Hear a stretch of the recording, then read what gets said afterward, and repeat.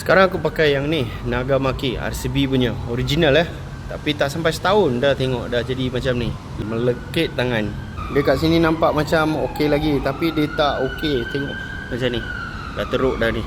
Jadi aku pun order lah dekat TikTok grip daripada Sofili. Jap, iklan jap. Banyak projek yang akan datang. Yang ni dah pakai RCB punya, dah jadi macam ni. Tak nak pakai RCB punya lagi. Pump ni pun dah rosak. Servis 2 kali, sama juga jadi kerap. Setahun tu dah 3 kali dah servis.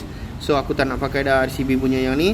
Jangan nak kecam ini semua ori. Aku tak beli yang lokal-lokal. Aku boleh beli ori, aku beli ori. Korang ingat tak video yang viral tu, yang aku cakap Mona aku patah sini?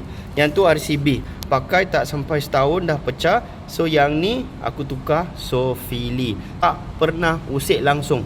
Sedap dia, maintain macam baru. Jadi ni dah tiba masa untuk aku support jenama lain pula, ataupun pakai jenama lain lah.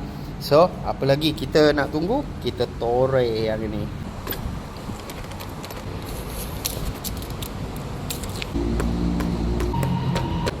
Klik-klik. Bila Sofili dengan RCB bertemu, pas throttle rumah ni memang baik lah. Dari sini je patutlah pick up lambung. Okey, dah siap. Klik-klik. Okey. Yes, I like it. Lah, lepas siap baru perasan MKA Group. Semua sama under MKA Group. Harap yang ni tahan lah Tapi brake pump aku bukan RCB ni kali. Ini kali lain barang. Tengok next video. Yang ni beli dekat bag kuning.